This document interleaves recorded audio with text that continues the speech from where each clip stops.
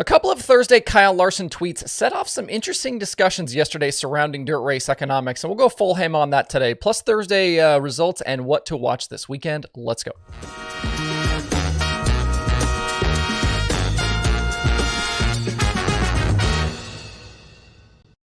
It's Friday, June 23rd. I'm Justin Fiedler. This is Dirt Tracker Daily. If you didn't see it yesterday, Kyle Larson had a couple of pretty good tweets regarding his position in the sport and money, and it kicked off some interesting threads about the economics of dirt racing. The funniest of the two Larson tweets was him quote tweeting a Wikipedia post about sprint car earnings per race. He talked about him and Paul Silva handing out money to other teams to please the angry fans. Used a gif of Lloyd from Dumb and Dumber, always a fan of spicy race car drivers. The other tweet was in response to a reply where a fan said that Larson should share his winnings with the other drivers who are racing for a living, since it was money he didn't necessarily need.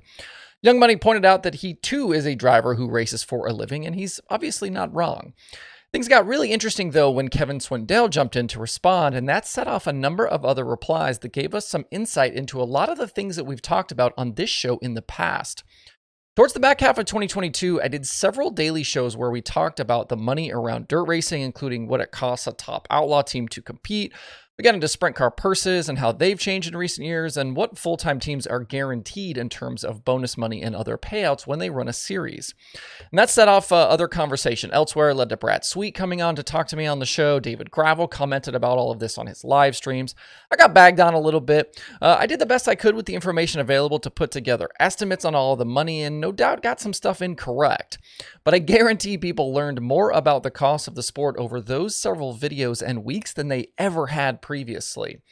Swindell gave us a breakdown of a $10,000 to win purse and how when his team wins, the best he can really do is break even as a team owner.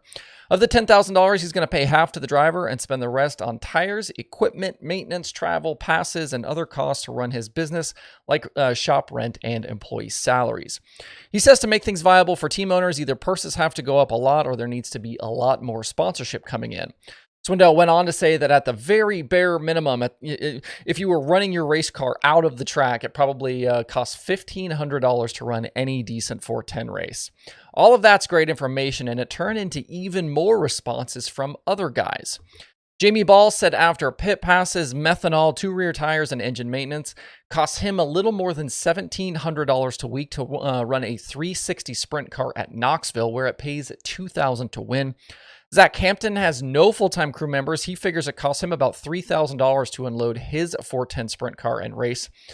Just a side note, Hampton has turned into a really great Twitter follow if you don't know about him. He shared some cool videos, a lot of good insight kind of in recent weeks and months. Go search him out if you want to check that out. And Mike McGee, part of the 11 car that Parker Price Miller is back in this week at Huset's, and that has run with the All-Stars full-time, says they figure it costs them about $6,500 a night to race. So back to Kevin Swindell's original numbers, you can see pretty quickly how living on $10,000 to win, $1,000 to start purses is tough. The things we don't understand in this picture, and I haven't seen anyone share a ton of detail on, is sponsorship dollars and merch. And I'm honestly not sure you're going to see a lot of transparency on this stuff. If you're a top guy, merch can be a significant source of income, but it doesn't work for everyone. Buying and storing and shipping and selling merch is expensive, and the margins are razor thin, even if you're somehow able to move a decent amount of volume. When we talk about guys at the top, drivers like Rico or Larson, maybe Bloomquist, Davenport on the late model side, all of those guys are going to do well, no doubt about it. But teams lower down the order, merch is a risk. And just, kind of for some context here, some transparency from my side, for Dirt Tracker, I started doing some small stuff last year with merch for the first time and have added along the way. We've done small runs of hats and shirts and stickers. To date, I've brought in maybe $6,500 or $7,000 from selling that merch, which is great.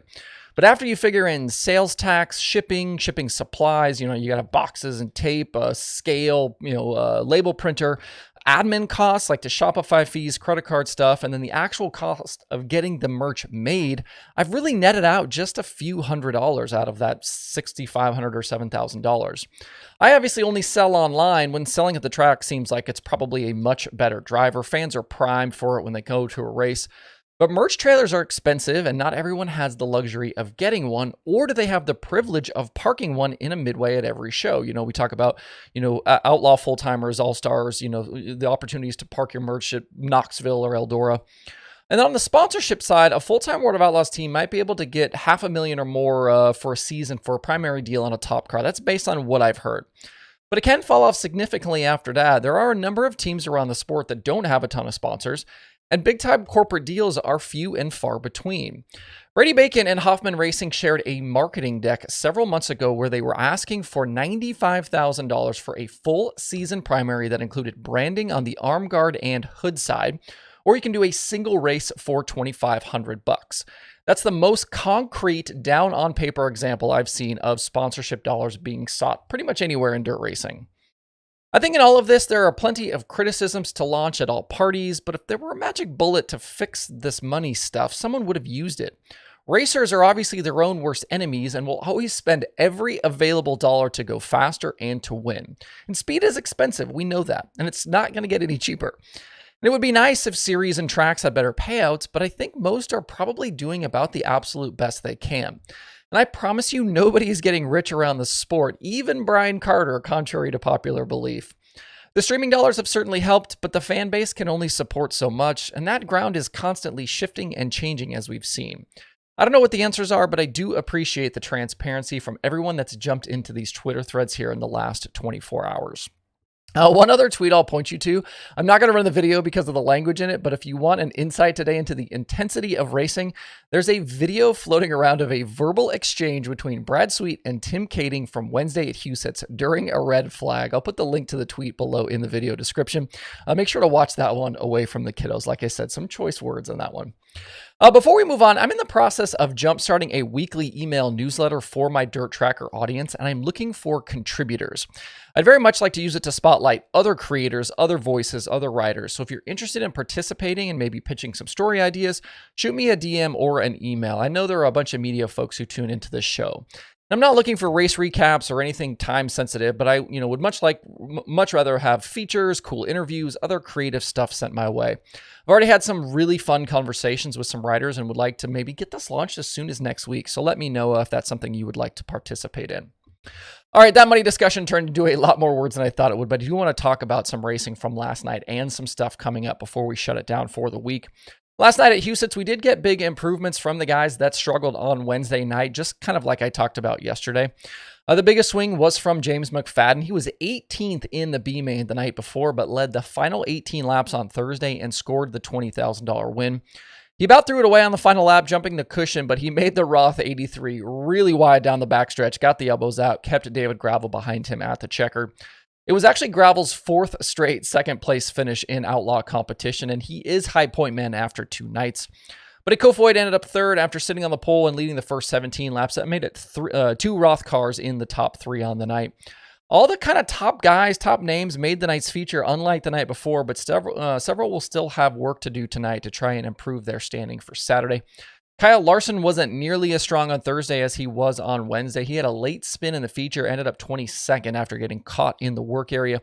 He won't be racing tonight as he's headed to Nashville for NASCAR stuff. He will be back to Huset's on Saturday, though. Tonight's program is the same as the previous 2. Things get really serious on Saturday when it's $250,000 to win. At Lernerville last night, the first of 2 Firecracker prelim nights was eventually postponed because of rain. They are running the Thursday features this afternoon, I think right as I'm recording this, they should about be on the track. And then they're going to go right into the Friday program. Jonathan Davenport, Mason Ziegler, Brandon Overton, Tim McCready, Cody Overton, and Hudson O'Neill were last night's 6 heat race winners. So we still have 4 $5,000 to win prelim features coming up before Saturday's $50,000 to win Firecracker 100. Other winners last night included Corey Day at Skagit. He got into a fun battle with Tanner Holmes and then held off Shane Golubic and Zeb Wise late in that one to score the Dirt Cup prelim win. They get the same setup for tonight and then $62,000 on the line on Saturday. Jeffrey Newell got his first career ASCS National Tour win at Lawton. He led green to checkered and topped Matt Covington and Howard Moore in that one. ASCS is off tonight. They'll be back racing tomorrow night at Caney Valley. And at Charleston, an early incident with Thomas Meseraull could not keep Kaeding McIntosh down. He drove back through the field, won the opening night of POWRi Illinois Midget Week. Midget Week is at Jacksonville tonight, Macon on Saturday, and Lincoln on Sunday.